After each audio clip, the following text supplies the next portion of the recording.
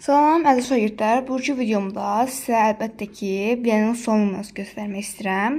Burada gördüyünüz kimi bir dənə baxın bu sual nümunəsi var. Bu sual nümunəsi nədir? Dünən lise və gimnaziyalara sınaq keçirildi. Məntiqdən 41-ci sualın 60 kimi olur əlbəttə ki.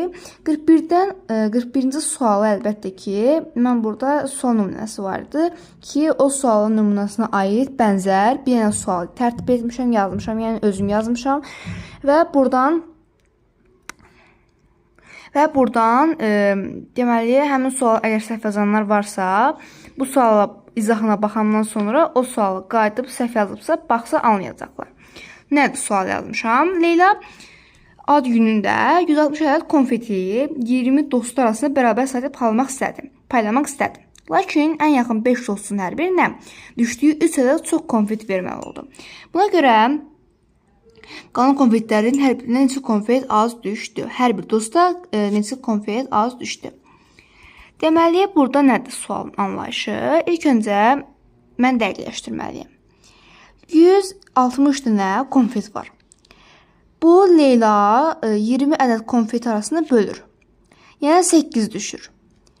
8 nədir? 8 odur ki, hər bir dosta düşməli konfet sayıdır.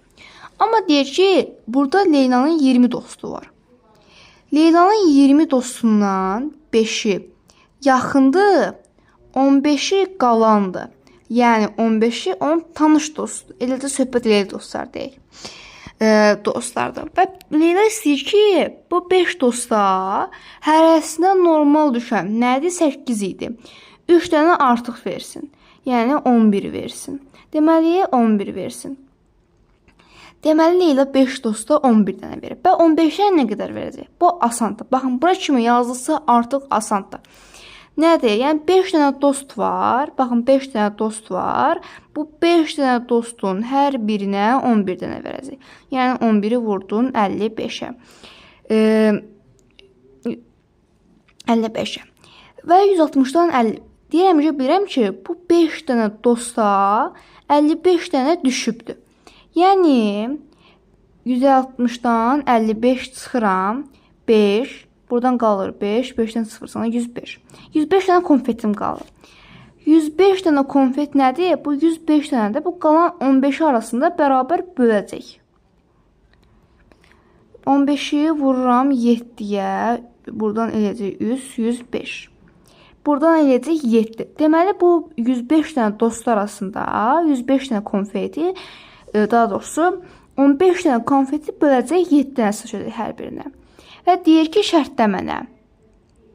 Buna görə yerdə qalan dostların hər birinin nə qədər düşdü? 7 dənə düşdü. Neçə konfet, yəni deyək, burada ki, çaşdı, baxın, məsələni tam verməyib ki, burada çaşasız. İmtahanda tam vermirlər ki, uşaqlar səhv yazsınlar, çaşasız da. Deyək ki, neçə konfet az düşdü. Yəni, burada məsələnin son şərti nə demək istəyir? Yerdə qalan dostlarım nə qədər düşdü? 7 dənə düşdü, normal olaraq. Yəni, burada əvvəl normal olaraq düşməli olduğu saydan, yəni 8 dənə düşməli idi, düzdür? Nə qədər az düşübdür? Əlbəttə ki, 8-dən 7-yin çıxıram, 1 düşübdür. Deməli, burada da cavab olacaq neçə? 1 olacaq. Və əgər bu video sizin üçün faydalı oldusa, kanalıma like atıb abunə olmayı unutmayın və tanıdığınız insanlarla da paylaşın ki, onlar da bu cür məsələlərin həllini görsünlər. Sağ olun, görüşəndək.